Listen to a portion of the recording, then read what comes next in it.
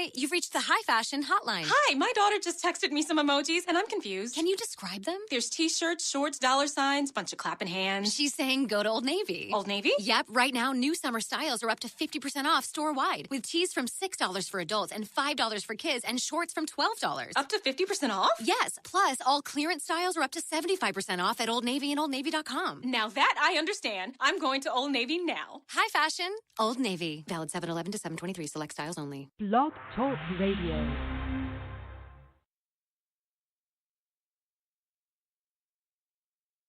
Alternative facts.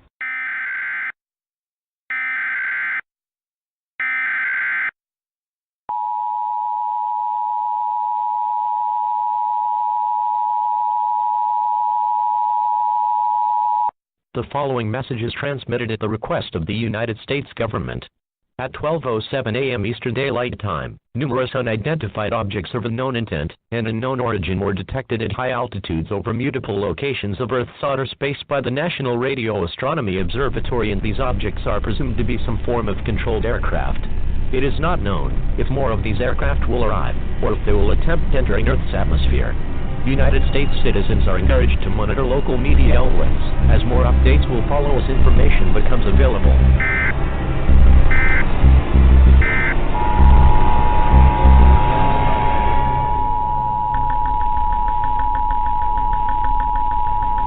The following message is transmitted at the request of the United States government. Attacks by the undead have been reported in several states across the country. The dead are rising from their graves and are attacking the human race. At this time, it is expected that more attacks of this nature will occur in several other states in the next few hours. The intent behind their attack is unknown at this time. He has been observed that a byte or exchange of fluids is a method of transmission. This is an extremely dangerous situation if they crave the taste of human flesh. It is not known whether this event will last for hours, days, or even longer. Stay calm, as authorities have been dispatched to deal with these creatures. An all-clear siren will be sounded when this situation is under control.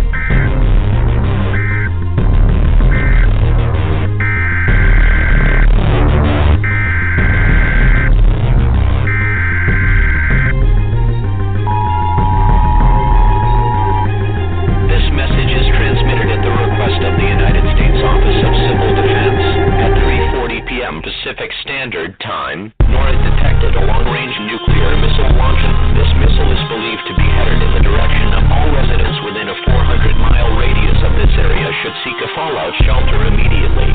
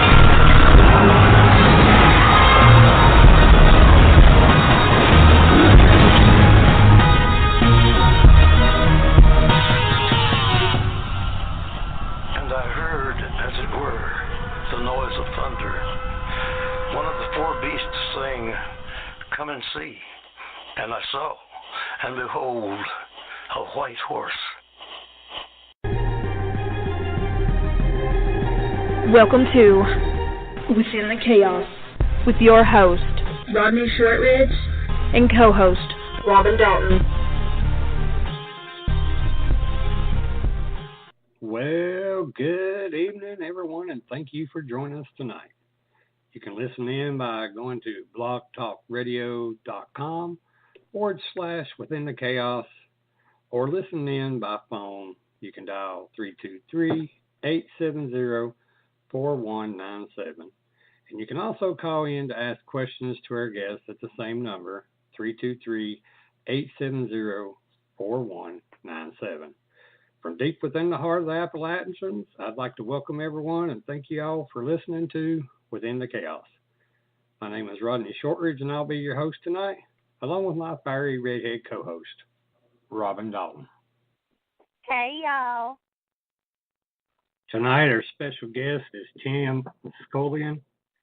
Tim is a multiple genre author, photographer, and musician whose latest book is the first in the world of paranormal research. Tim has completed a 2-year photographic study of colonial Williamsburg. Out of over 10,000 photographs, only the very best were chosen, 230, to document ghosts and apparitions of all sizes, shapes, and colors for the book Haunted Historic Colonial Williamsburg, Virginia, with Breakthrough Ghost Photography. He has unlocked techniques to consistently photograph residents of the other side. He has included historical background and lore and legacy of the paranormal to accompany each building in America's only living museum. The book is available at Amazon.com. I'd like to give a big shout out to my cousins up in Ohio, Jennifer and Joe Shortridge of 222 Paranormal. Get a chance to check them out.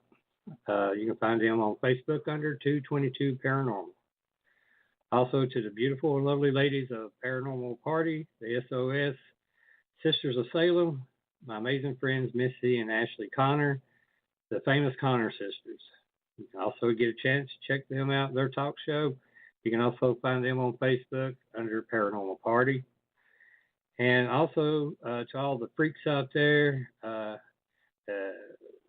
check out the Freak Show, Ryan Jones and his 360 House. You can also find them on Facebook under the Freak Show. I want to give a big shout out also to the Facebook paranormal groups that allow us to post our shows on their pages and helping us get the word out about our show and our guests. So, Robin, you ain't been on in a while. What's up? Well, I'm definitely glad to be back. I've been reminded a lot lately here why I prefer dead people over the living. I've been battling my own little inner demons with some people, and it's time for me to get back to my roots, to my people, to my paranormal world, and I'm ready to just tell everybody else go kick rocks. Yeah, everybody thought I fired you. I told them I'm thinking about it. You ain't gonna fire me. You ain't left me in almost 9 years. Get rid of your ass. I ain't going nowhere. Sorry, you stuck with me. I don't know whether to go yay or oh Lord. I'm like a hemorrhoid. You just keep pissing it off and it comes back. Oh God! Thank God I don't get hemorrhoids. Whatever bullshit.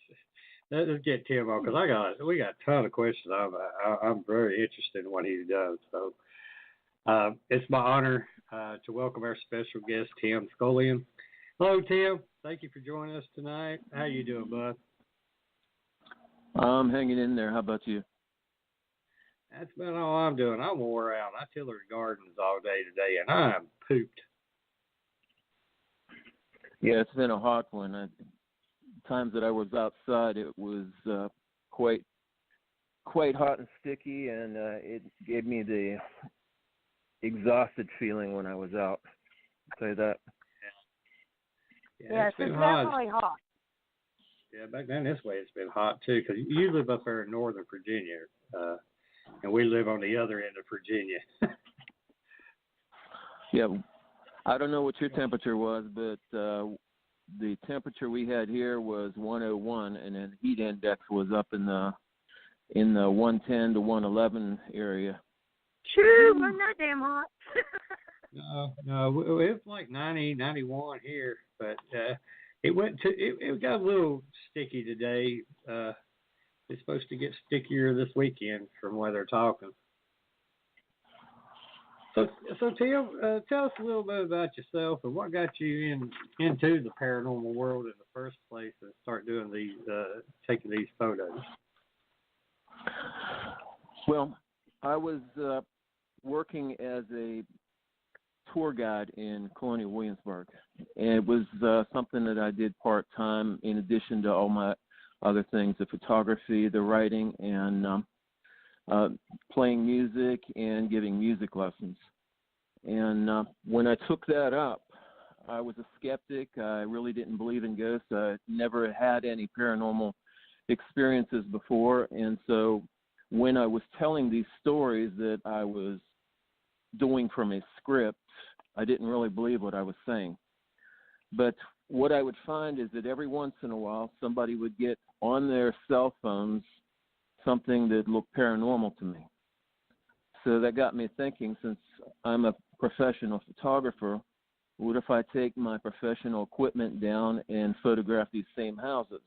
Experiment, tweak, maybe mess with the electronics a little bit, and see if I could get some of the same things that I was seeing the people on my tour get, only consistently. So I started doing that. The first time I went down, it was an absolute failure, and I was kind of discouraged, and I didn't get back down for another 6 weeks or so. But the next time that I went down, the first place that I went to, I got this, it's kind of hard to describe, but have you ever seen those old fiber optic lamps? Yeah. Yeah. It kind of looked like that over top of the church, and it was rather tall.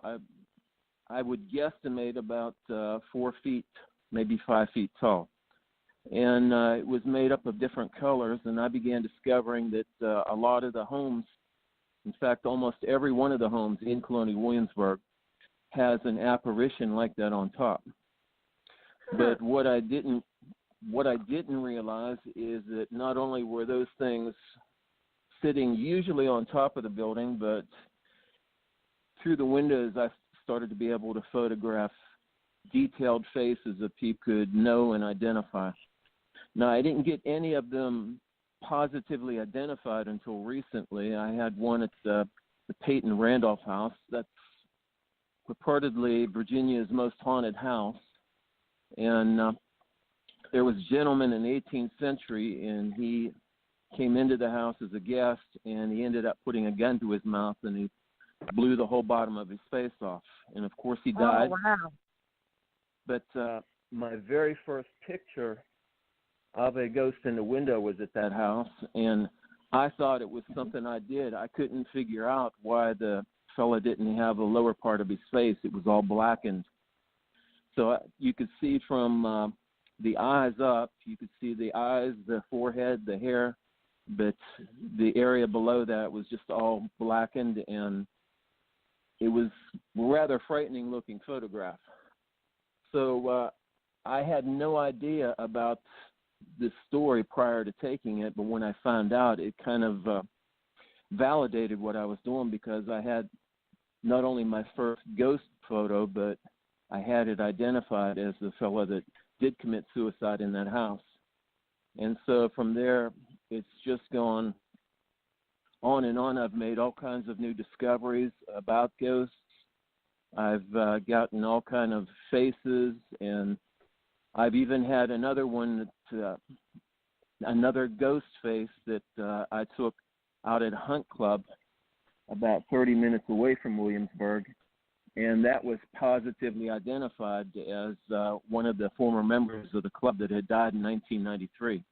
So again, that was more validation that I was actually getting real people that were now ghosts. Wow. So, do you investigate while you're photographing these locations, or do you just go in on the location to shoot? I think when you're saying investigate, you're talking about using the EVPs and the electromagnetic meters and the heat seekers, and no, I don't do any of that. I'm the type of person that I have to see something to believe it, and so that's why I only use the photographic equipment. I'm out to get real ghost photos and nothing else. Anybody else wants to come along and talk to the ghosts or register the meters, that's fine with me, but I'm mainly concerned with visual evidence to say, yeah, there's something in that house. So do you ever just go to homes that you've heard stories about, or do you just pick random houses? How did you decide which ones to go to? Just from the ones you did on the tour? Well, at the beginning, I went to all the houses that I had stories about that I was giving the ghost tours. Right. And later on, I started trying other houses. First, I tried only the original houses. See, Colonial Williamsburg has 88 original buildings from the 18th century. And so I figured the ghosts would only be in the original buildings. But right. As I came to find out, they're also in the rebuilt buildings. And so at first, it was only the places that had the stories. Then later on, it was only the old original 18th century buildings. And then what I came to find out is that they're in all the buildings. There's not a place in Colonial Williamsburg that doesn't have at least several ghosts. Wow. Well, I know as a case manager, trying to get permission a lot of times to go on properties is kind of a challenge. Did you have any problem getting permission to let you go in and do this amazing project? And no, see, that's the beauty of it, because I'm taking photographs of the outside of the house. The ghosts are looking at me through the windows. So I don't have to go in to do anything. I can get my pictures without going on the property, and that includes not getting permission. That's awesome. Well, have you been in any of the buildings to get any photographic evidence? In Colonial Williamsburg, I was in the jail, and I've got. Now, see, what you have to understand is that most paranormal investigators go in at night because, I'll get into because a little bit later, but Colonial Williamsburg is only open from 9 to 5 daily. So my chances of getting something during the daylight are not as good as they are at night. That said, I went into the jail because there was so much, I've been told so many stories by some security people that work for Colonial Williamsburg that I was curious if I could get anything in the daytime, and I did. In one of the rooms in the jail, there was a woman interpreter there, and there were two young children, I don't know, about 10, 12, somewhere around that age. And I started taking photographs around them while they were discussing the history of the jail. And what I captured wasn't anything in detail, but it was a white, misty-like ghost that appeared behind them as they were speaking. Wow. That's awesome. Well, have you had any personal or anything unexplained paranormal experiences, whether doing the photo shoots or not, and, especially for your book, going all these different locations? And if you have, can you, maybe explain them? Sure. Like I said, up until the time that I started doing this book, I never had any paranormal experiences, but I've had quite a few since. Let me go through just a few of them as I think of them. When I went to the Edgewood Plantation out in Charles City, there was that's the original building, and that was also a Confederate spy site for the Union troops that were encamped at the plantation that was across the road. That was at Berkeley Plantation. And so I've got at that place quite a few pictures, but the paranormal experience that didn't include the photos was that whenever I walked up to the door to knock on it to notify the lady that I was going to be walking around that night, I was tapped on my shoulder several times. And then a little bit later on, I had a relative that was with me, and he's a young man, about 25 right now.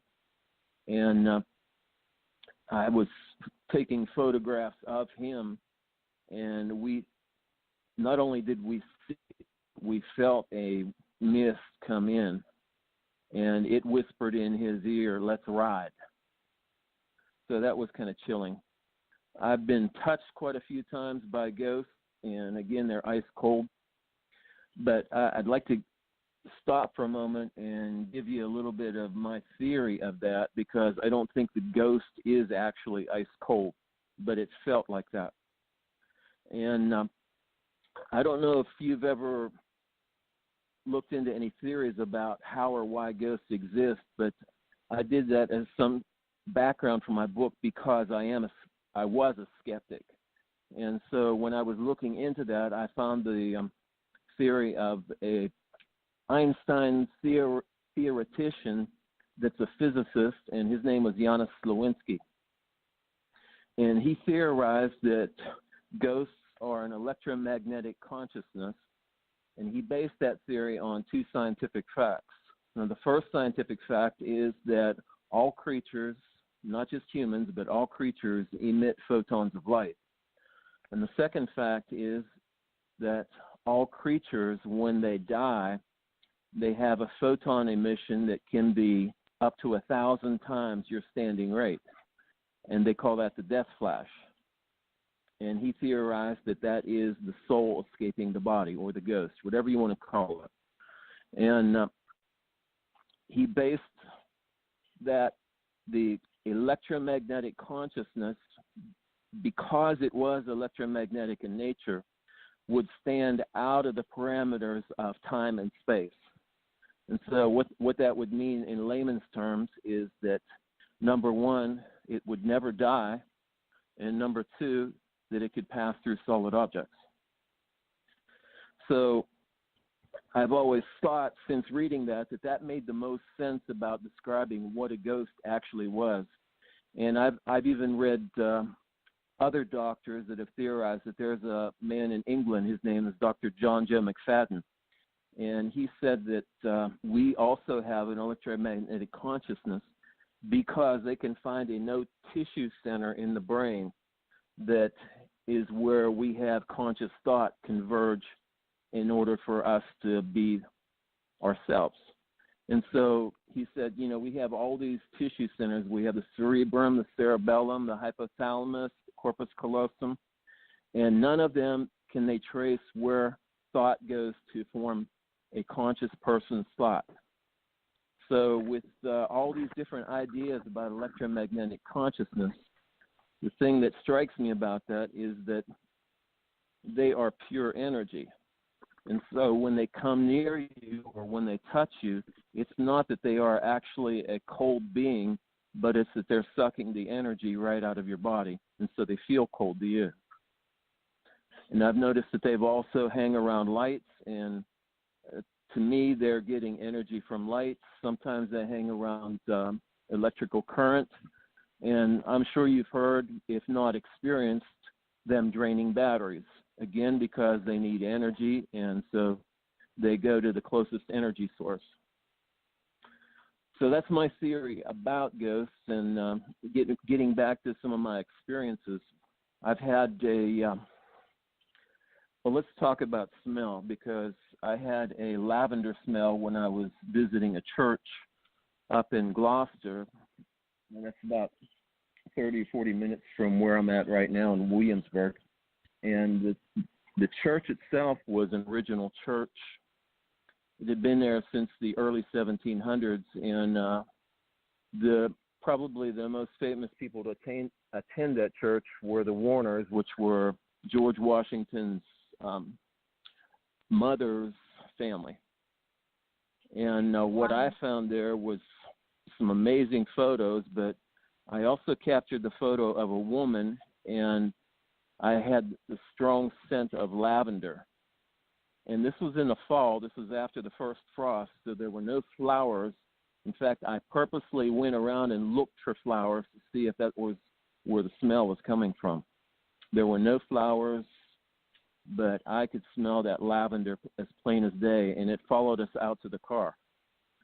So there's a little bit of touch, there's a little bit of scent, and I've also been touched at several other places. One of them was at the Williamsburg jail, and I'll tell you right there, it felt so icy cold. It was like this ghost was absorbing all the energy that I had inside of me, and I had to leave after a few minutes. So I've had more than my share of bumps and smells and taps and feelings of a cold presence to supplement all the photographs that I've taken. Well, have you personally, seen an apparition or ghost? No. I am not psychic in any way, and so I have never been able to see anything like that. Now, I've seen moving orbs, but I don't have that ability. But I'm able to hone in on where the ghosts usually are just from experience, just from having taken so many photographs that I know where they usually hang out and where not to take a photograph. But in the beginning, it was completely trial and error.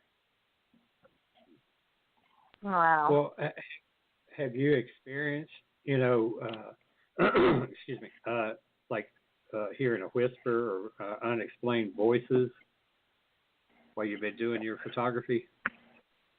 No, I haven't heard any whispers. Let me get back to that a minute. I did hear screams, and that was a pretty eerie feeling because we were on a place here in near Williamsburg. It's on the outskirts of the Yorktown Battlefield National Park, and it's called Crawford Road, and it's usually listed in people's lists of the most haunted roads in the United States. Has had a number of different types of hauntings, and if you look at the history, you would see why. Because first off, that was where the French part of the colonial army during the Revolutionary War was stationed. So there were some deaths from that. Secondly, there was the Union Army that was stationed there, and there would have been some deaths from that, from the action in the war. And after that, there were reports of lynchings. So there were a lot of lynchings that took place along this road. And then just recently, from 1990 till about now, in fact, till last summer, there have been 5 documented murders on that road. So the place has quite a history. Has quite a history of death, but the most famous story that's told about that place is about a woman that's dressed like a young bride, and some people say she did not want to get married to the person she was marrying, and so she chose to hang herself. So there's a bridge on that road, and that's usually where people will see the falling figure of a woman, and they'll see her stopped as if she was suspended by an invisible rope and then just hang there. And this will usually happen to people that are going under the bridge. Sometimes the car batteries will drain, and some people will stop under the bridge to see if they can see that happening. And some have said that they've felt the thump and they felt their car batteries died, and they couldn't get it started back up until a few minutes later. But what I experienced there were 3 extremely loud screams. Now, picture for yourself in your mind, this is barely a 2-lane country road. There's trees all around. There's not a house to be seen for a couple miles on this road. And just a bridge. That's the only man-made thing that you could see. And the covering of trees is so thick, you usually can't even see the moonlight in the area. And while I was there trying to photograph some of the paranormal occurrences that went there, we clearly heard 3 loud, audible screams. And it sounded like a woman was being chased and hunted down. The last scream seemed to be like a scream of, "I've been caught," or I give up. So it was very haunting, and it was also also gave us a very helpless feeling because we knew that somewhere in time something really bad had happened to this woman, and we couldn't do anything about it. So that was a very profound experience for me that was something other than photography. Man, that gave me chills. I say so. Well, what kind of photography equipment do you use and type of techniques that you apply to get these photos? Well, I'm not going to get into that too much because my publisher, as part of my contract, want me to reveal that. But let's just say that it's been modified and it's very expensive equipment. Okay, so can you tell what kind of favorite lens you like to use, or is that still part of your contract?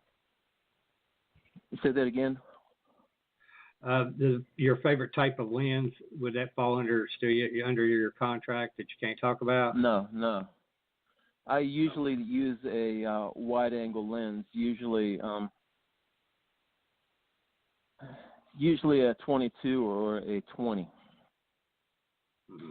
What I find is that ghosts, if you aim right in the windows, so if I know that there's a ghost in a certain window, if I've seen it there before and I've photographed it, then I won't aim directly at the window, but I'll just take a photo of the whole aisle and then blow the photo up later to see if I've got the ghost in the window that I've seen it previously through other photographs. Because I find that it seems to me, through all these years of photographing, now I know you said that it's 2 years and 10,000 photographs, but it's been about 4 years now, and the 2 years was just for that particular book. My second book is already in production, and it's going to be due out in the spring of 2018, and I'm already about 2/3 through the third book that I have. So it's a good idea to approach photographing ghosts like that because it seems to me that they are shy and don't want their photo taken for the most part.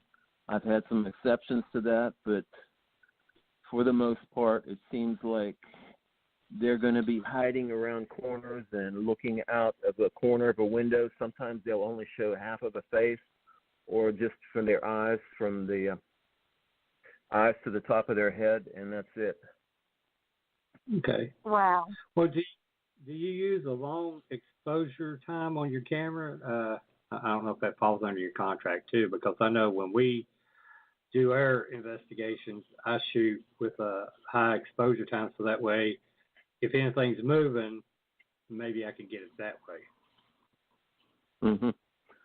Well, I've shot long, short, you name it. I've shot all types, and I've gotten good results with each.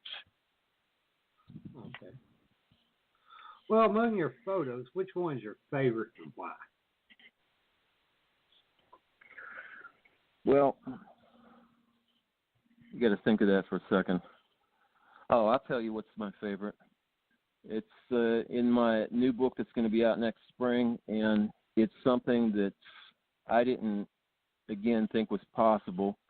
I keep learning more and more about these ghosts, and that was a picture of the Williamsburg powder magazine. That's where they kept all of the gunpowder, and they kept the arms for the militia, and that is an original building.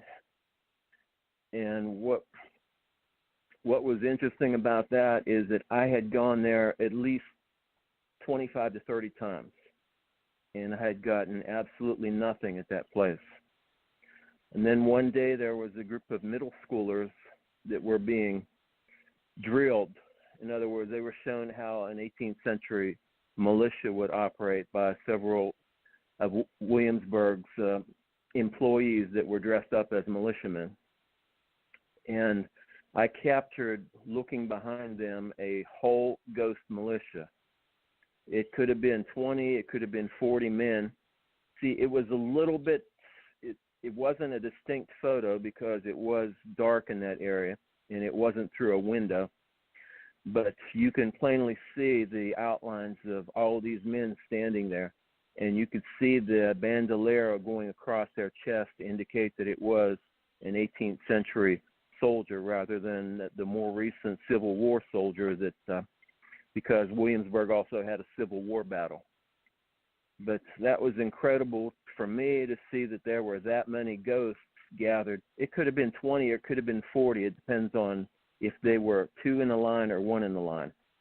But at least 20 ghosts standing there in military formation while those kids were being drilled.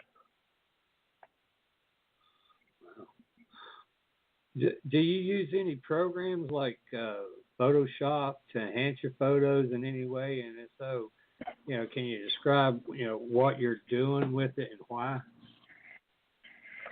The only thing that I do with my photos is I will turn up the contrast sometimes when need be, or I will take the grain out. If a photo is too grainy, then I'll use one of the programs that comes with my camera to remove the grain so that the picture is a lot more smoother. How often do you get a ghost image when you're out shooting on a location? Is it like 50% of the time, 90% of the time? Well, here's the thing. I know where to look and how to shoot. So I'm not going to say all the time, but if the right conditions are there, usually 100% of the time. If they're not there, then I'll just take my chances, and sometimes I get it and sometimes I don't. For example, the photograph that I just mentioned of the Williamsburg militia that was standing in front of the Power magazine, I took somewhere between 30 and 40 photographs of that area that night, and the militia only showed up in one of the photographs. Wow. Okay. What when you said the conditions, were you referring to like the weather conditions, or what exactly? Could you explain to the listeners what you mean by conditions? Right now is the best time to hunt for ghosts. Warm, humid weather, and even better is right before or during a thunderstorm. And again, I think that goes back to the theory that ghosts are electromagnetic in nature, and that gives them a better ability to appear. Well, what color of the light spectrum do you find it easier to capture these ghost images? And in your opinion, why do you think it's easier to capture these images in that certain light spectrum? I've had good luck with all full spectrum and with just visible spectrum. So I can't really say one or the other. I suppose maybe full spectrum, but again, I've had luck with both. Okay. Well, let's see. Since you said that, I kind of knocked that question in the noodle. Rob, you go ahead and ask. Is there anyone whose work has influenced you in your projects and just in photography in general? No, I can't say that. My photography in general is usually been landscape photography, and I had done riverscapes here in southeastern Virginia, and I had also done expensive photography out in the Southwest, in the Arizona and Utah region. But, man, I bet that was beautiful. It was. I can't wait to get back out there again. But I can't say there is one person. It's just probably some of the photographs that I've seen in magazines from different people that have inspired me that, yeah, I want to go out and I want to get something that looks like that or even better. But see, what I realized with my landscape photography was that there are so many people out there doing the same thing as me that it kind of devalued what I was getting. And so it was difficult to sell anything like that on the market because there's so many photos out there that everything is being sold at a very cheap rate, and it's really not a good way to make a living. So another thing that I thought about before I took up this paraphotography was, you know, I need to try something different that nobody else has had a lot of success at. And that's when these tours and these ideas that if people could get something on a cell phone, what could I get with professional equipment, particularly if I experimented and tweaked the cameras. Right. Well, is there any, because, I mean, you did tours and you're getting all these amazing photographs, and one of my favorite parts of what we do is gathering history on these places. Could you give us, is there any more history that you could give us on Colonial Williamsburg that you find the most interesting? Absolutely. I've got a ton of history memorized about Colonial Williamsburg. I can point out most of the original buildings and just about all the history behind it because a lot of them appeared in my first book. For example, Peyton Randolph, again, that's the place where I got the gentleman that put the pistol in his mouth and blew the bottom of his face off. But a lot of people don't know that Peyton Randolph, who owned that house in the 18th century, was the first person to be called the father of our country, long before George Washington. And he was the president of the first Continental Congress, and he was probably going to be elected for the second one, but he died of a stroke. And he had one of the largest funerals that had ever occurred in North America at that time for somebody that was a statesman. And there were something like 88,000, I believe was the figure quoted to me, showed up for his funeral in Philadelphia, and then he brought him back down here.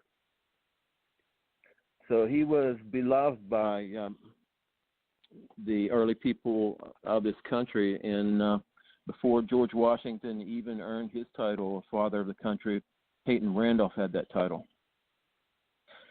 Something else about Colonial Williamsburg that most people don't know, you know, everybody points to the Revolutionary War and its role there, and the fact that there was a group of unmarked graves from the Revolutionary War that were behind the governor's palace.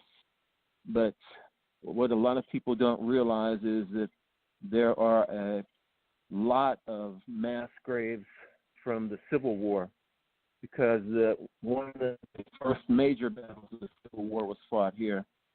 And there were 3,843 men that were killed. And Williamsburg at the time was a tiny town.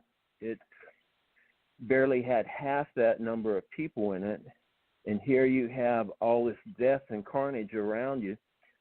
And the homes up and down the streets of Williamsburg were filled with the Confederate wounded, if not the dead. A lot of them would die there. And I have a really cool story about that part of the battle, in the fact that there was a place that stood where the Williamsburg Kimball Theater stands right now, and it was the warehouse. Now, I'm talking W-A-R-E, not a place where a company stores its goods for manufacture or distribution. So the Ware family was a wealthy family that lived here in Williamsburg, but at the time the men were out serving in the Confederate Army, and there were only two women at the house. So they brought in a wounded Confederate soldier, and they placed him on a couch, and he died later that night.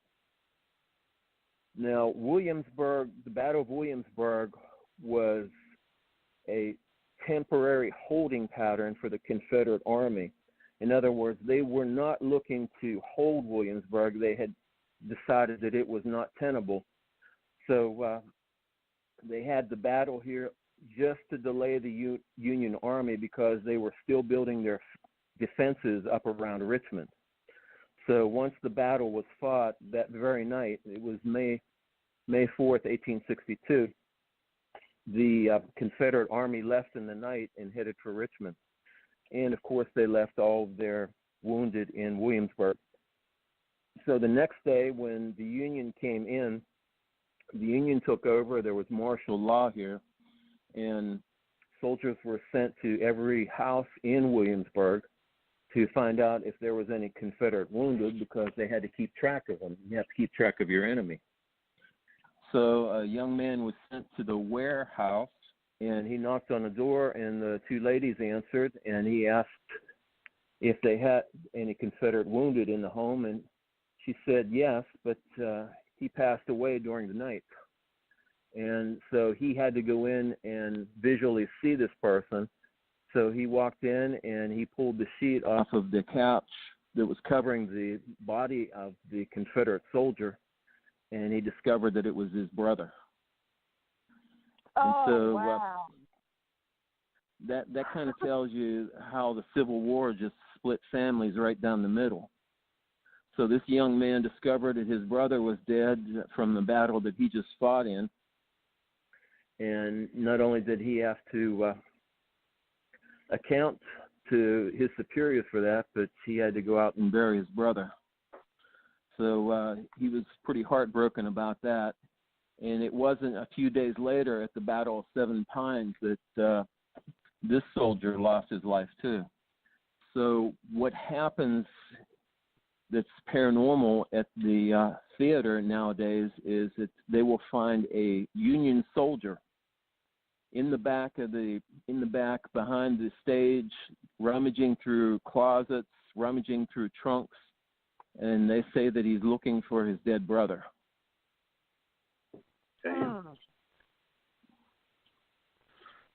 Well, have you traveled to any other haunted locations throughout the United States? Doing your type of photography? Yes, I have. I've gone down to Charleston, South Carolina. I got quite a few ghosts in there, and that was on vacation.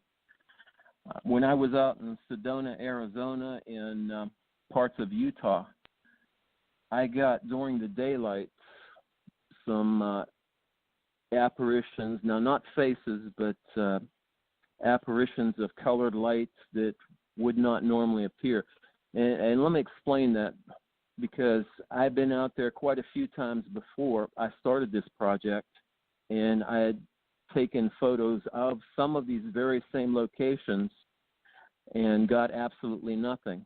But it seems that after I started this project, that suddenly in the daytime, when I'm taking photos of places that have paranormal activity, they're showing up in the daylight. So I was on another radio interview a couple months ago, and there was a psychic that was one of the hosts, and he told me that the ghosts know what I'm doing. So I don't know if that's true or not, but I certainly consider it as a possibility because of the fact that I've gone back to locations that I've photographed before, and things are showing up that never showed up before on the photos that I took. Right. But I think that maybe they do get more comfortable the more you're at a place.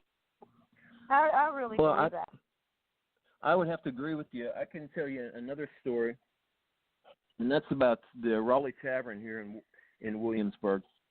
And that was built in 1717. It burned down in 1858.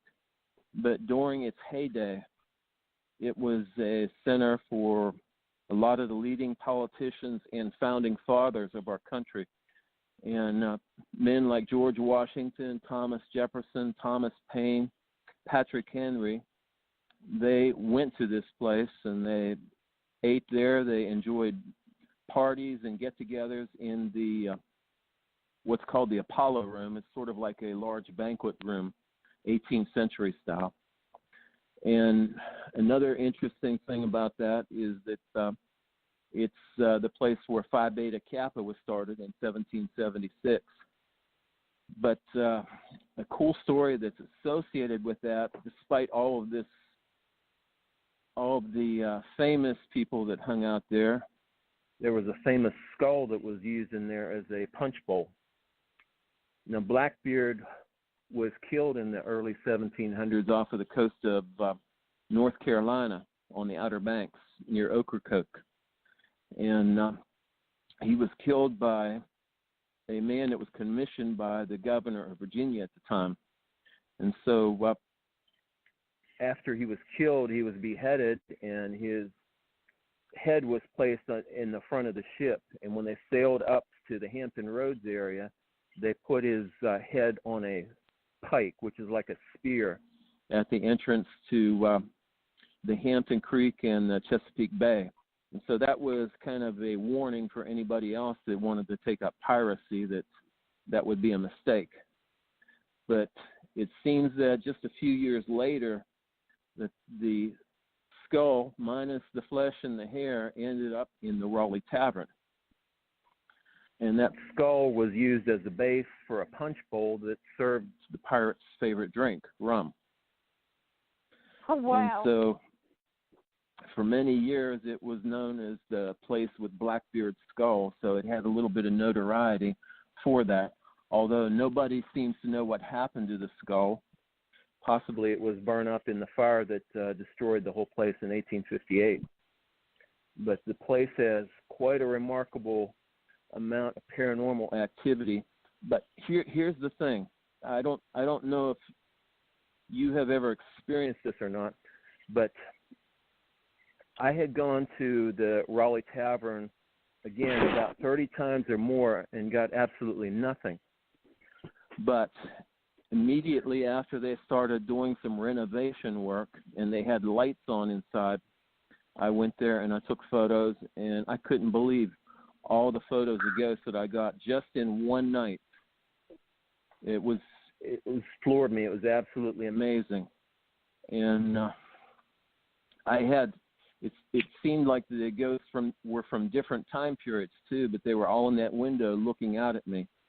And again, I was told by a person that has psychic inclinations that if you remodel a house, that disturbs the ghosts that are in that place.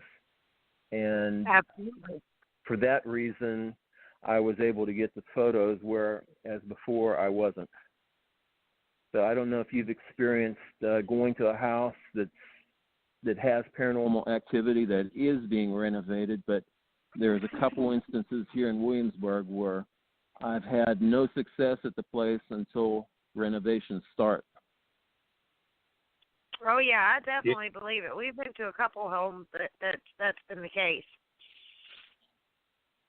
Well, I know you said that you don't do any paranormal investigating, but have you ever been asked to join a team to help them with any type of investigation? I have, but again, going back to my contract with my publishing company, I'm not allowed to reveal my technique, and everybody wants to know my technique. And right. So I have to guard that because that's part of my contract to get my other 2 books published. So, no, I haven't been a part of a paranormal team, even though I've been invited. Has any networks or anything ever approached you about doing any type of shows about your photography? Not yet, but I tell you an interesting story that I did have happen to me is that there was a Hollywood director, and he lives in the house next to the place where the Sharon Tate murders took place by the Manson family.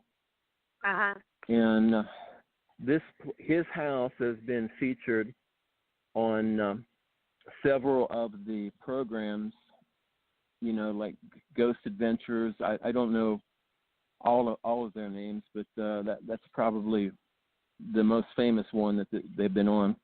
But several shows that have been on television that have gone there, investigated, and they find the usual stuff, but nothing really outstanding. And so this guy, I believe his name is David Oman, he invited me out to Hollywood to photograph his house. So I'm going to go out there and see what becomes of that. But it was interesting he's a famous director. In fact, he just had a movie out called House at the End of the Drive.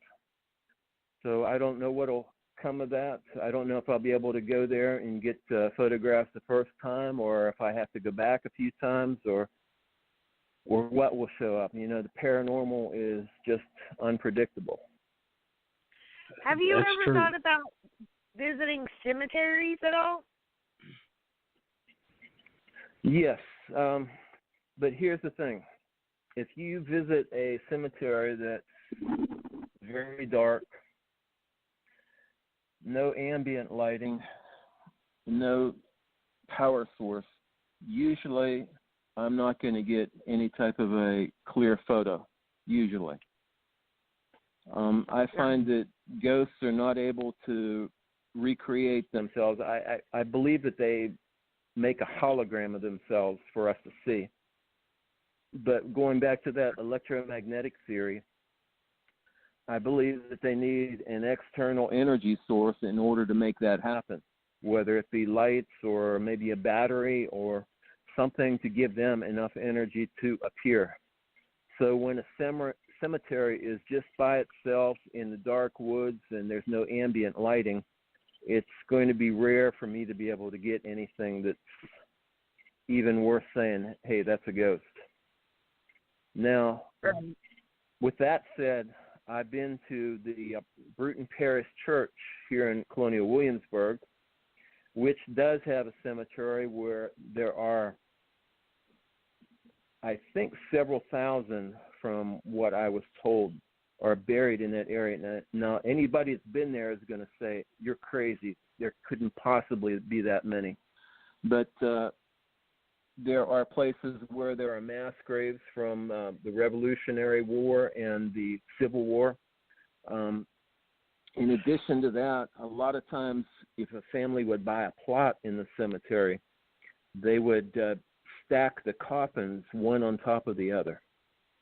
So if you look at a grave site, not just one buried in that grave site usually. There's multiple people. And it extends back into areas that houses have been built on now. So I'm sure they've got paranormal activity for being built over graves too. So I've had some fantastic results at the Bruton Parish Church because of all of the ambient lighting. It is so well lit up that the ghosts are able to appear, and I've gotten some amazing photos. In fact, just this past Christmas, it was pretty warm and very mild and humid, in fact. And I got a children's choir dressed in old-time white robes. It's about four children. And they were, it looked like they were singing in the picture. And they were standing right between a family that was getting ready to go into the parish church for a Christmas concert. And later on that evening, I also captured what looks like the ghost of a preacher. He's in a long black robe, and you could tell that he's a preacher because of the white collar that he has, the Nero-type collar around his neck. So I guess he didn't make it to heaven yet. But the most amazing photo I captured at the church was this head, a large head. looked as large as a beach ball, I think. And it was on the bench sitting right outside the church as people were coming out from the concert. And I swear, from all appearances, it, to me at least, looks like a demon. It looks like something that you would see on television that they've made up as a demon. It's bright red, and you can only see the head. It looks like the head has moved several times in the photograph, but I can tell you that ghosts are incredibly fast. And sometimes in the split second that you take a photo, you get a blur rather than details. But in this case, the demon-like figure, it looked pretty clear, except that it had moved several times, and so it looked like the photo had been taken several times on top of each other. To see that sitting right outside the church, it kind of gave me the creeps. I bet. So, well, what is your opinion on why spirits, still linger and not move on? I've got two theories. Now, one of them is based on what some psychics have told me, and another is just something that I thought up. Now, the first theory is that psychics have told me that for some reason, if a spirit has some unfinished business or was young and killed suddenly, that they usually remain behind. Or if some person was murdered and their murder wasn't solved and their body wasn't buried properly, that's why they remain. But since I've seen so many spirits in the Colonial Williamsburg area over these houses, I'm wondering if that's the only reason.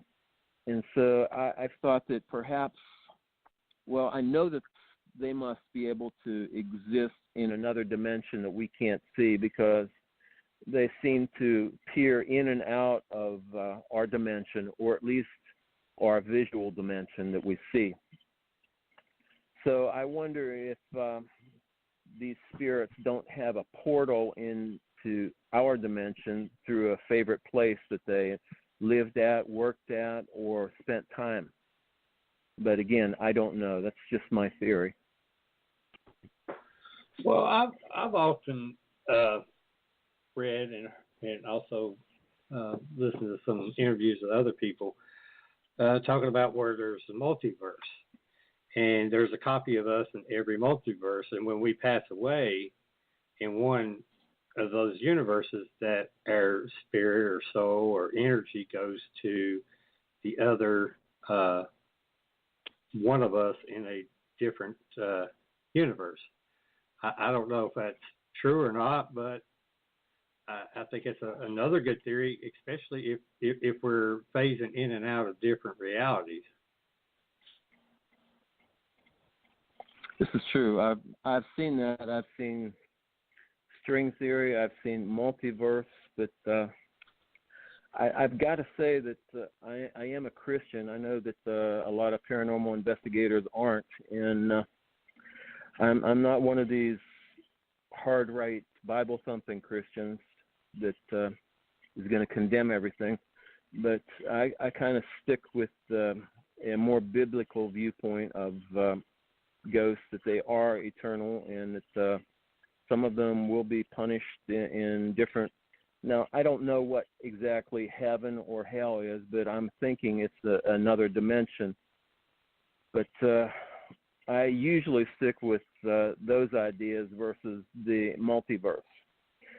For me, at least, it seems more logical, rather than believing that the universe was created by a big bang, that the universe was created by a supreme being. It just seems more logical. And there's I forget what they call it, but when you have an explosion, usually you end up with chaos, not organization. And the universe seems too organized for an explosion to create it. Here on Earth, you get an explosion, it's a mess. You don't end up creating something from destruction. that on the same, kind of on the same path.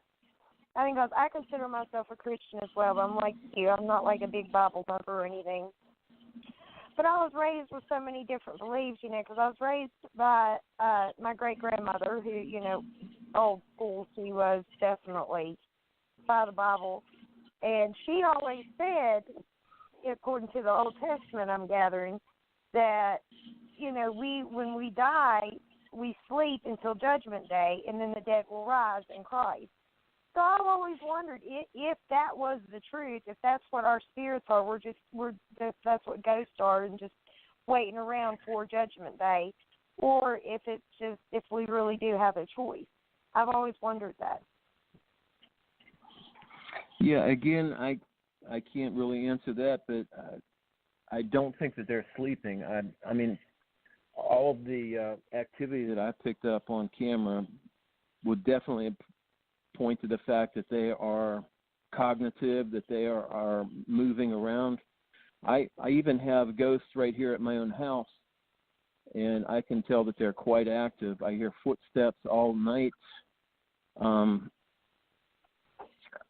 We have one of those Cox security cameras in our house that has infrared capabilities, and on that camera, I will, every once in a while, usually in the summertime when it's hot and humid and near a thunderstorm, I will usually see a pixelated outline of what looks like two people walking down my hallway.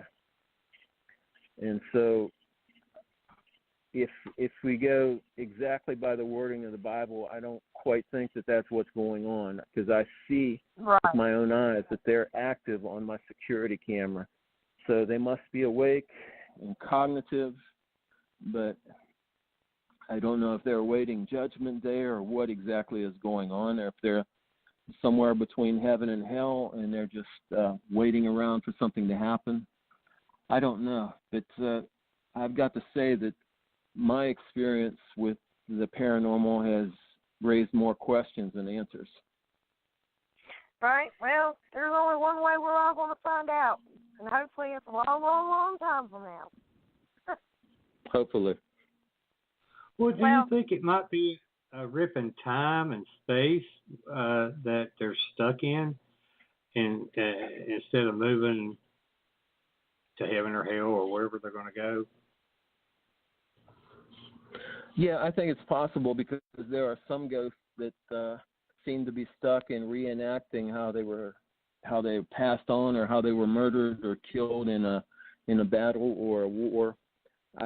I've seen something like that here in Colonial Williamsburg. This is how it happened. I captured one house in the photograph, but because I was using a wide-angle lens, I just captured the corner of the next house over. And I didn't really look at it closely until a while later, because I was concentrating, on what was in the house that I had photographed. But a little bit later, something caught my eye, and I looked over at the other house that I just captured the corner of, and there was a woman standing right at the corner of the house with her hand on the house, and behind her was a man that had red eyes, and he had his hand over her mouth. Her eyes were kind of bulging, like she was very afraid that something was going to happen. And so, I don't know if there was a kidnapping or a murder that took place right there, and that they were reenacting what happened to that woman, or if it was, something like a rift in time where that seems to just play over and over again, or whether they're really reenacting what happened to that woman. But the photograph says it all.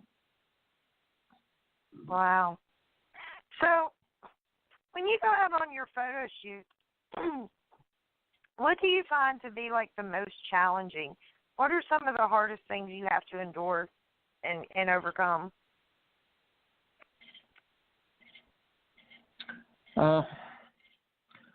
Well, in the beginning, I started in the cold weather.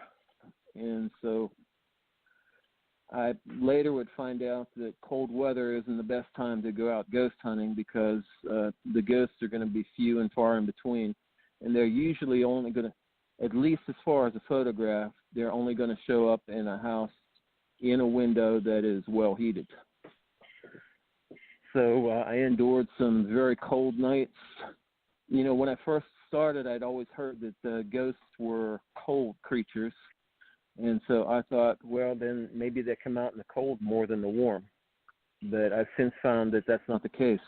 Even those colored light apparitions that I photographed over the tops of the houses, I don't know if you've seen any of them, but the shapes of those things are, some cases, beautiful. They're different colors of light and in different shapes. And it's just amazing. And if you look at it, anyone would know that it's something far more than a lens flare, and that no two of them are alike. But what I discovered about them is in the cold weather that the shapes are not nearly as large, so they condense the size of what they're doing, what they're showing. And in my brain, that says that they're trying to conserve energy because it's so cold out. But right. when I've gone out in the warm, humid weather, I've had so much better results. So probably right now the thing that I would say is these hot Williamsburg nights leave me with sweat and exhausted. So that's probably the hardest thing that I've done. Wow. That's so. So I know you said, you used to be a complete skeptic. So when you go on your photo shoots now, are you still kind of skeptic when you go in? No.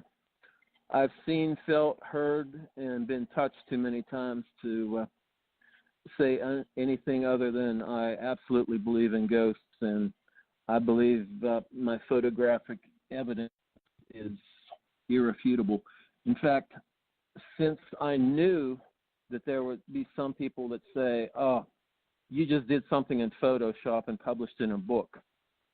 So what I've done for any type of accusation like that is I've kept a file of photos that I've taken right off the camera that are absolutely untouched and that I would submit to any reputable photographic expert, probably somebody that works in some way for the law, the FBI, somebody that's qualified to look at photographs. And I am sure that they would look at those photographs and say, these are untouched. They're exactly how they were taken. There's been no modifications, no Photoshop. They are what they are. So we have one of them people. Well, not FBI, but we have somebody like that we like to use too. Is he a certified photographic expert? Yes. Yes. He actually teaches at Bluefield State College in graphic and design. You see, I wouldn't mind submitting my photos to somebody like that to have a second opinion, say, hey, these photos are untouched. That's why we use. We use them when we get. When we get photos again, and videos. I didn't hear you. I didn't hear you. Tried to say our evidence was fake. We always have backup. Yeah, that's a good idea. But I know there's some people out there that no matter what you show or say is proof, that they're going to deny it. And I think it's just because their fear of the unknown. That's true. That's true. Either that or they didn't capture it. Well, do you work alone when you do your shoots, or do you have someone with you, to help you document any type of any other activity that might be going on around you while you're shooting?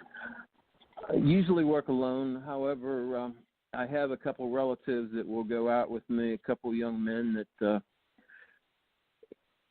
some of the places that I've been at are a little bit dangerous, and I have to have somebody watching my back when I take photographs, because I've moved out from the bounds of Williamsburg into other areas in the southeast of Virginia, because I photograph just about all I can photograph right here in Williamsburg. So when I go out to the surrounding areas, and particularly if I'm in an urban situation where there's a possibility that somebody could come up behind me and mug me or do worse, I will take somebody that can watch my back while I am taking the photographs. Good idea. Well, kind of leads me into my next question. Have you ever been afraid while you're doing a shoot? Let's get back to the Crawford Road. Right when I pulled up to get out on this lonely, dark country road, there were two young men that pulled up behind me about 2 minutes later that had been drinking, and one of them was carrying a weapon. And I wasn't sure what they were up to, or whether they planned on holding us up or knocking us over the head and taking my camera equipment, or what they were doing. But when I was able to tell them that I had written a book about the paranormal and I knew how to take photographs and I had been on a bunch of TV and radio shows, they seemed to be curious, and I don't know if they had any bad intentions at the beginning, but they left peacefully. But yes, for a while I was kind of on the edge of my nerves because I didn't know what their intentions were. You got somebody that's packing a weapon and drinking, that's a combination for some serious consequences. Right. Right. Yeah, you definitely got that one right. All right. So, anybody that knows me knows that I have made some of the goofiest, dumbest, kick myself in the butt mistakes when we're out somewhere doing what we do. So what are a couple of the mistakes you've made that you just wanted to kick yourself in the butt and say, what was I thinking? I got to think about that for a minute. You got to give me a second. Oh, gosh. All right, well. He's like, I don't make no mistakes. I have to say, when I first started, it was trial and error. And so learning where the ghosts were, what were the best conditions to capture the photographs those were my mistakes. Now, going back to your introduction, I took 10,000 photographs and I only used 230. And then early on in the process, a lot of the photographs that I was taking were not worth keeping. And so I would put them in the trash on my computer. And through this trial and error, because, again, I cannot see ghosts with my naked eye, I learned what were the best circumstances. So those were my mistakes. It was a trial and error beginning that it took a while. It took long nights. It took a lot of sweat and a lot of walking and a lot of photographs in the trash before I was able to hone in on the best way to take photographs. All right. So, how has this whole experience shaped your life? How different are you since you started this?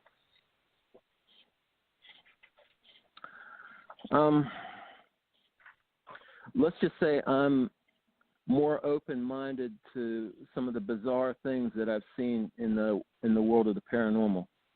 Let me elaborate. Let me give you a few examples of what I'm talking about. First off, I've learned that ghosts seem to want to compete to be seen in the photographs that I take. And sometimes they will appear over top of each other. And so in some photographs, I will get a photograph of like several ghosts, and one is fading into the other. And in some cases, In fact, there is one photo in the book that you spoke of, Haunted Historic Colonial Williamsburg, where I had one clear face of an African American. I think it was a woman, but I'm not absolutely sure. And behind it, there looked like from 50 to 100 pairs of eyes. So I know, A, for certainty that there are a lot of spirits out there, and B, I know that in some cases they will compete to be seen. And I've also learned something that in the beginning I didn't believe. Even after I saw that there were ghosts, what I did not know was that animals have spirits. And if you would have asked me that, even after I had begun for a while, I would have said, no, I don't believe that they have spirits or ghosts. But since then, I've taken enough photographs that I've gotten. In fact, in my book, I've captured a ghost of a dragonfly, and that really blew my mind. Now, you wouldn't think that an insect like that would have a ghost, but I captured it right on the shutter of a house in Colonial Williamsburg. In another case, I captured what I swear looks like a blue horse. And in other cases since then, more recently, I've captured several dogs. And so I've come to the conclusion that humans are not the only species that has spirits or ghosts, that animals also have them, and I have the photographic proof for that. So it's opened up a whole new world, and I'm at this point right now, I'm very open-minded about possibilities because I've seen so much that before I would have been closed-minded about it and not believed it. But now that I've seen it on a photograph, I'm open. Yeah. That's awesome. Well, where do you think the future of the paranormal and supernatural world is heading, especially with the photographic evidence that your work is producing? I think it's only going to get better and better. In fact, I'm working on getting enough money together to modify my camera even more to broaden the possibilities of perhaps getting better and better photographs. It's going to be quite expensive, but that's what my goal is. And I believe that if I don't, there's going to be someone else that comes along that's going to be able to do that. And I think the better the technology gets, the more we're going to know about the paranormal, and the more skeptics are going to be turned into believers because the technology is showing the proof and not somebody just saying something exists.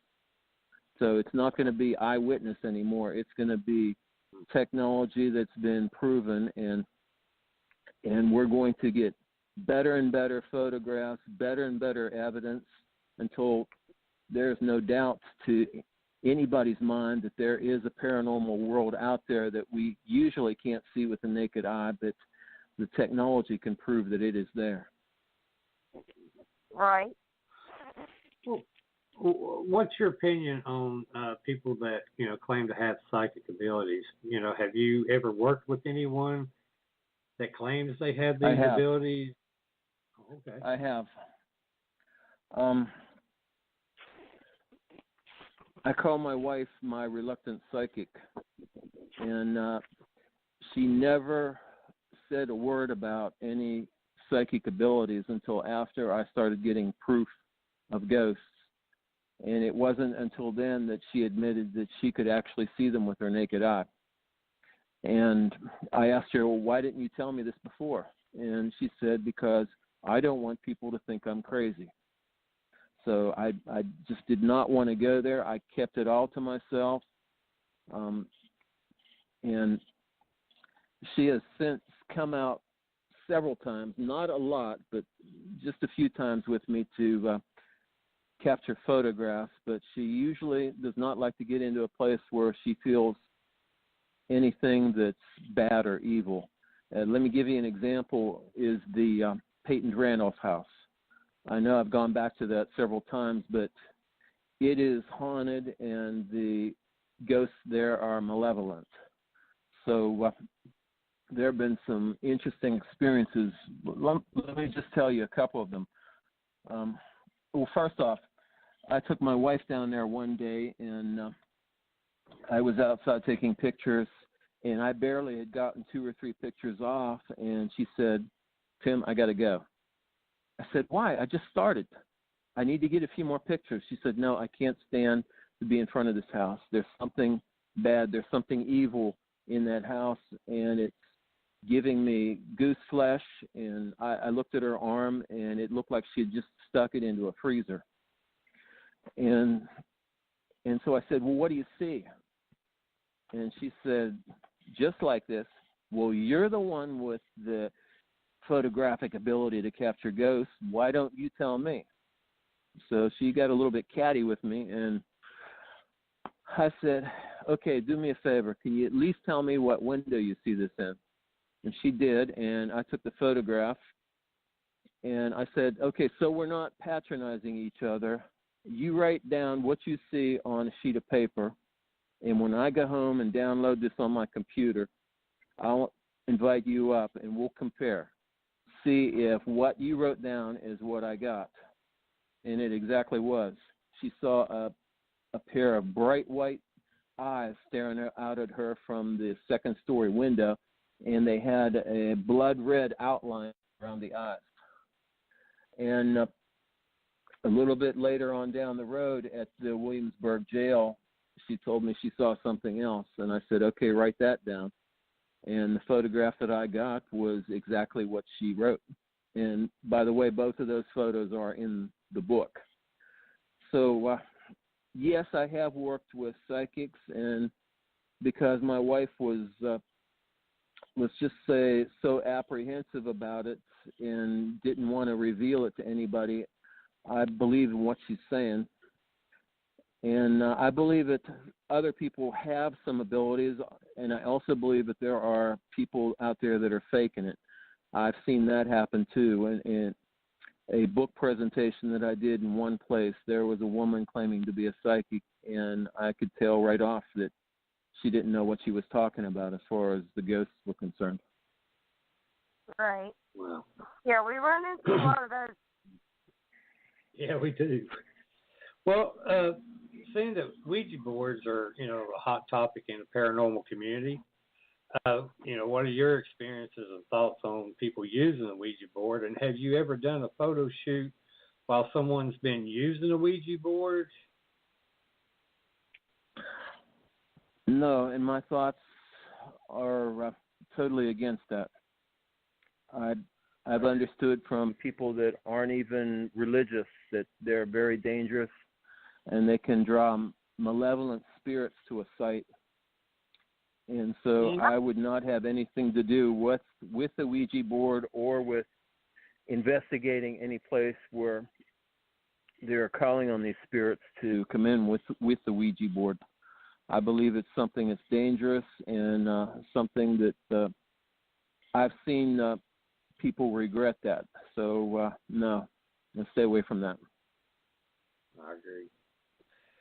Well, here's a question I like to ask all my guests, and seeing how that you have had experiences with the paranormal. Have you had any experiences, as far as crypto, or taking any photos of any cryptos or UFO encounters?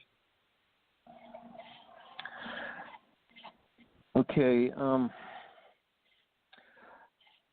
Let me say yes and no. I'm going to condition this with there's one photo that I've taken that looks like for lack of better words, a green flying saucer. But it's very small and it appears to be very far off. I don't know if it's paranormal as in a ghost in nature or paranormal as in alien in nature. Likewise, I've taken photographs of ghosts, for lack of a better word, in windows that look more alien than they do human. So if people have ghosts, it certainly seems logical to me that aliens could have ghosts.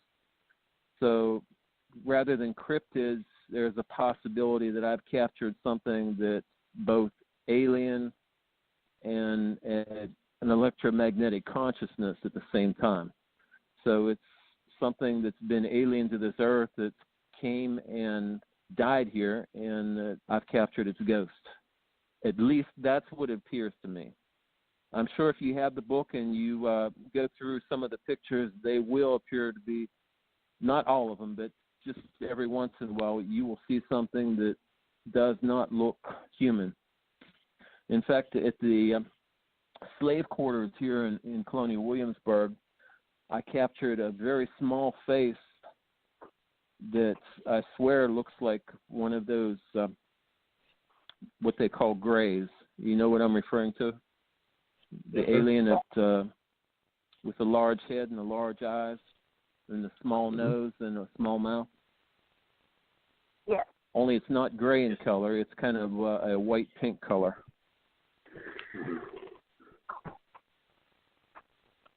Wow.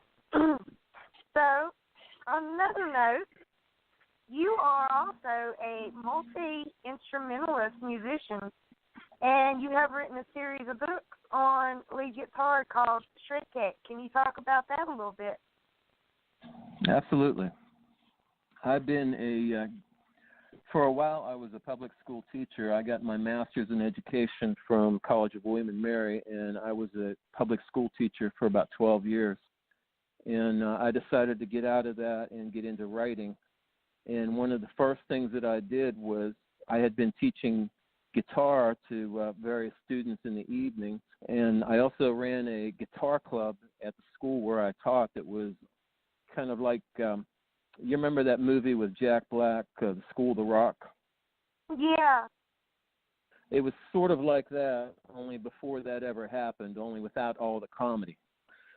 But I began to see that some of the, let's just say the instruction manuals that were available for purchase were not adequate, or they were not explaining things the way they should be. In other words, they would go in a real roundabout, convoluted way to explain something that was so much simpler. And after several months of teaching some of my best students, they said, you should write a book because there's no guitar method out there that teaches the way you did, and it opens these ideas without making them seem really difficult or really convoluted. And so I took that idea and I ran with it, and I went with my first book, which was Modal Scales for the Guitar Made Easy. And that's where I discussed a really easy way of learning all the modal scales on a guitar, but just by memorizing 7 different patterns. And if you look in any instruction books out there, there's nobody that makes it that simple. I don't know if they're trying to get more money for lessons or what they're trying to do, but some things can be simplified that aren't as far as other books are concerned regarding the guitar. The same way with chords. And so I came out with a book that discusses chords and shows how all chords come from 3 basic shapes. And I think people appreciate that because they don't want to take years and years of lessons to learn things that they don't want to know when, for the most part, they want to learn how to play popular music. Exactly. So That's that my was, son now is playing. He started guitar about 2 years ago. He started at school, and now he absolutely loves the guitar. He loves music, but he does struggle a little bit where he's left-handed, and he has a hard time reading music. So I'm trying to find some stuff to help him out because right now he's basically just doing it by ear and sitting down and trying to figure it out on his own. So I have the utmost respect for anybody that tries to play an instrument because I've seen this poor boy struggle, and we're not even close to being a guitarist. I see.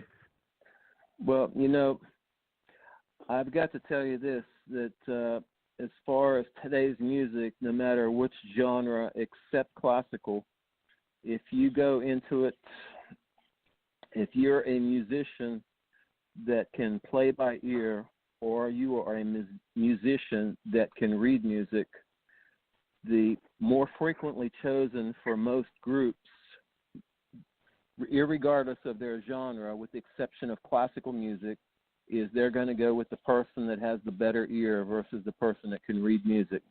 Because most of the time, the music that is written for popular music, again, no matter what genre, is not well written at all, and all the parts aren't written out.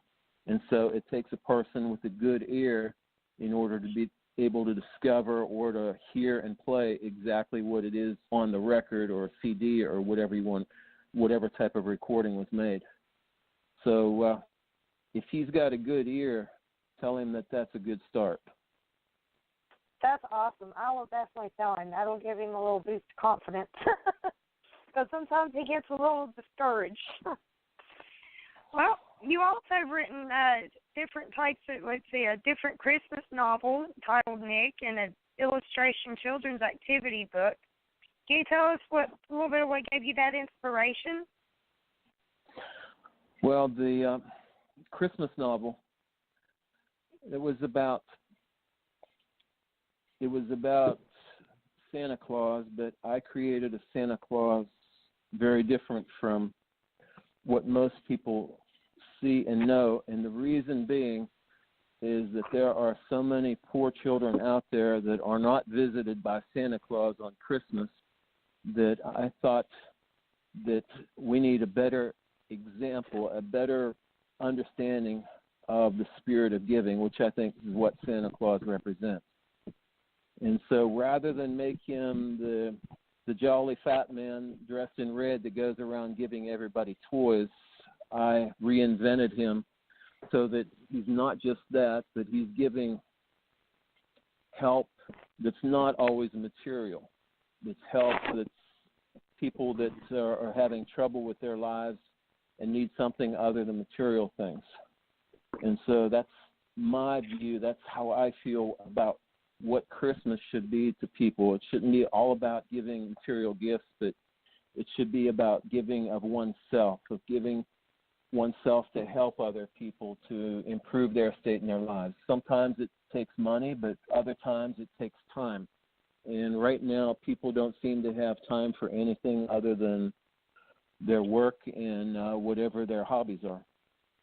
So that's where that novel goes. It goes into the idea of defining Christmas by giving of oneself rather than giving material gifts. That's awesome.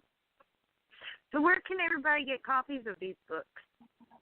All of my books are on Amazon and available as we speak.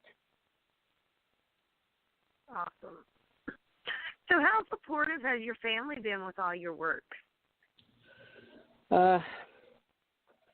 In the beginning, there was a lot of skepticism, and a lot of them felt, even my wife felt, that I was spending too many nights out going down dark, lonely streets, and they were afraid that not only was I spending too much time and sleeping too late into the daytime, and they're also afraid that I might get attacked and knifed or murdered or something bad would happen to me. Right. So in the beginning, it was a struggle.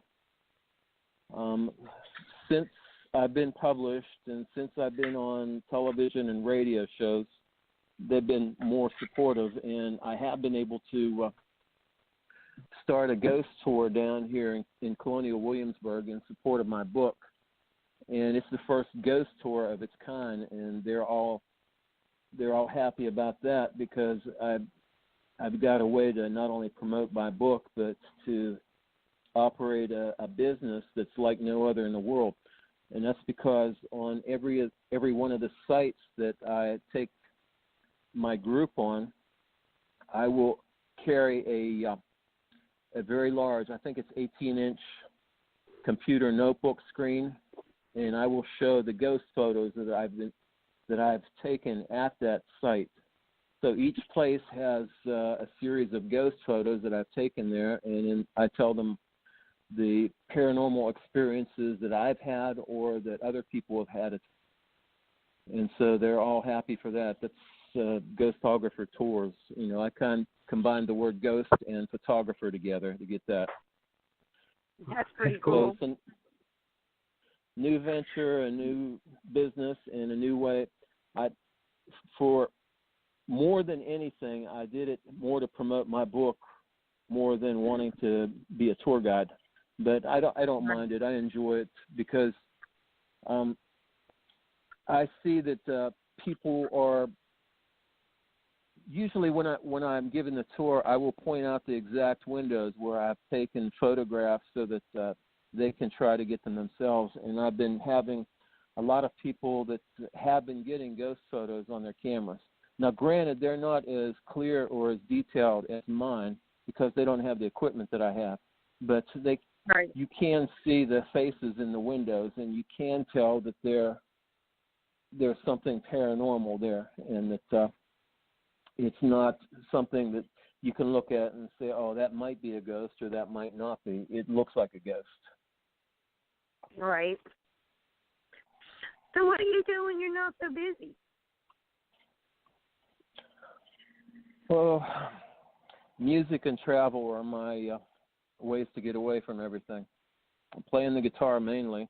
I play, besides the guitar, I can play the drums, a little bit of keyboards, the mandolin, the banjo, the bass. But my primary instrument, my favorite instrument, is the guitar. So playing music of all types is my favorite way to escape. And the other favorite way is to go out to travel, particularly to the Southwest, and see all those beautiful landscapes.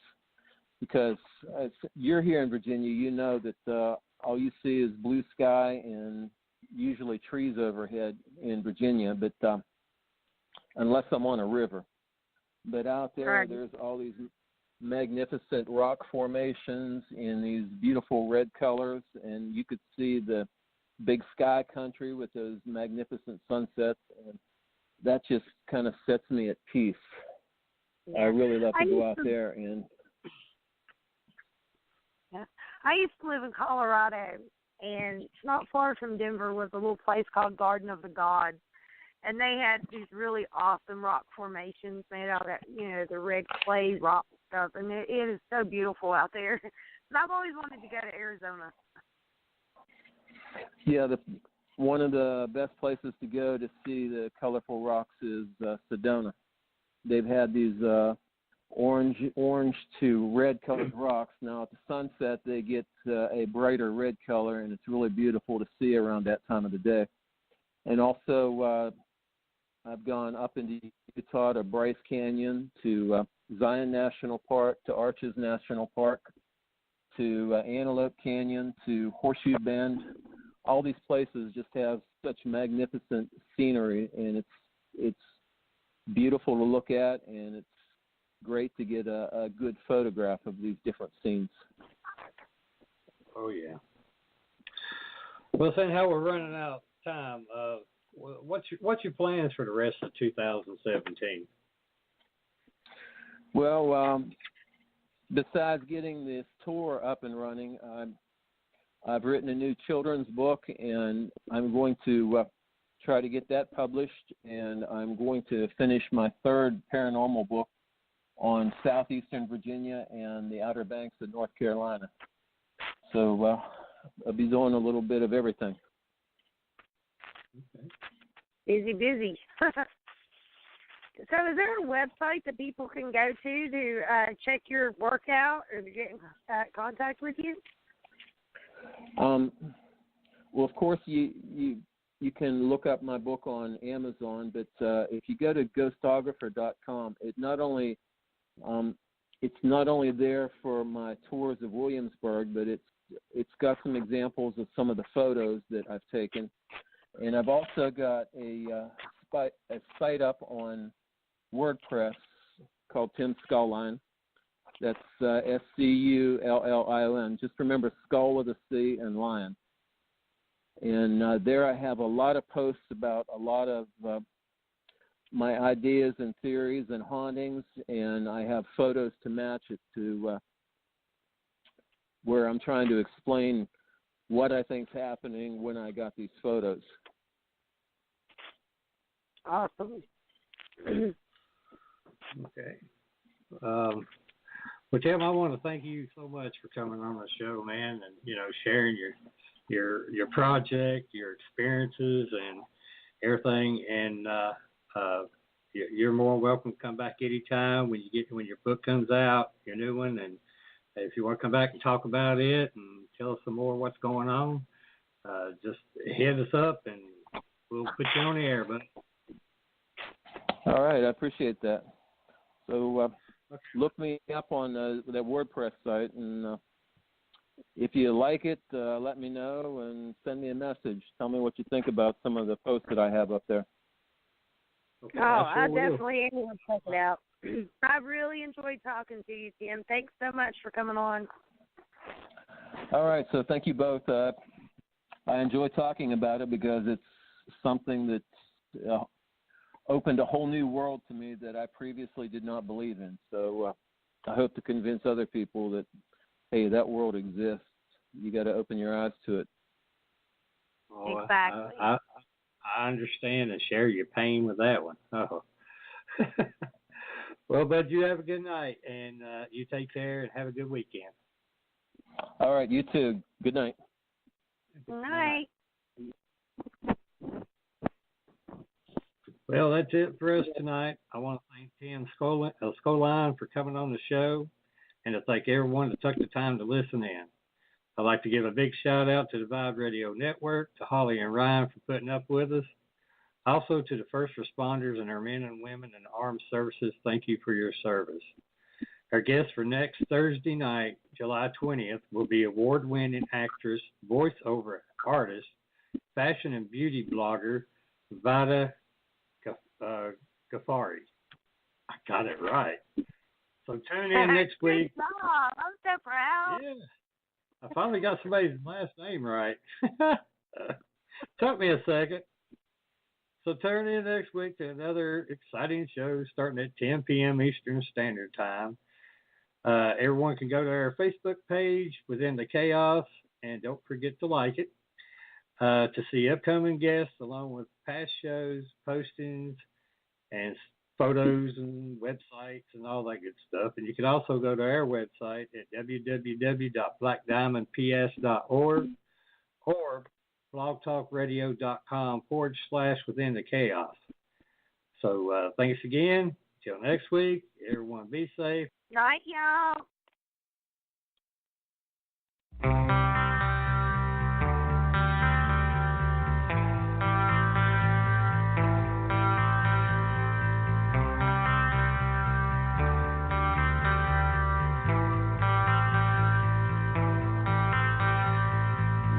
Never let it out, you never let it go. I feel it raining on fire, I feel me losing control. I can see in your eyes that it's just about over. I can see in your lies that I'm just about over this life with you.